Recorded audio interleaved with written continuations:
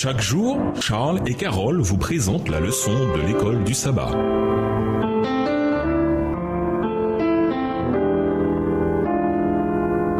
Bienvenue dans votre émission. Dieu nous parle. Nous voilà à la leçon 5. Intendant après l'Éden. Étude de la semaine, Ésaïe 22, les versets 14 à 18, 1 Corinthiens 4, les versets 1 et 2, Colossiens 2, le verset 23, Éphésiens 6, les versets 13 à 17 et 2 Corinthiens 5, le verset 10. Verset à mémoriser, nous parlons non pour plaire à des humains, mais pour plaire à Dieu qui éprouve les cœurs. 1 Thessaloniciens 2, verset 4. Le premier travail d'Adam et Ève impliquait une gestion. Le jardin et toute la création étaient créés pour qu'ils s'en occupent, qu'ils en profitent et qu'ils le dominent. Genèse 2, le verset 15. Même s'ils ne possédaient rien de tout cela. Ils étaient plutôt des intendants de ce que le Seigneur leur avait confié. Cette semaine, nous examinerons de plus près la définition d'intendant, mais après la chute, après que nos premiers parents ont été chassés du jardin d'Éden.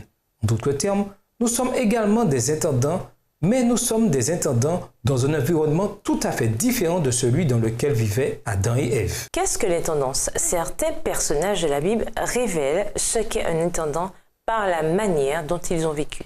D'autres versets donnent une définition.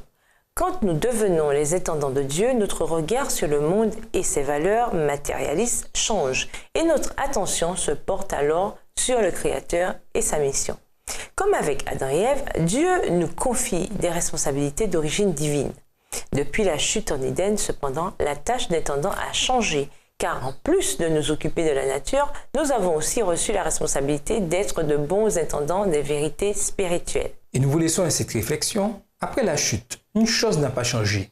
Dieu est toujours propriétaire de tout ce qui existe. Tout lui appartient et nous sommes son peuple. Au revoir. Et à demain si Dieu veut. Dieu nous parle.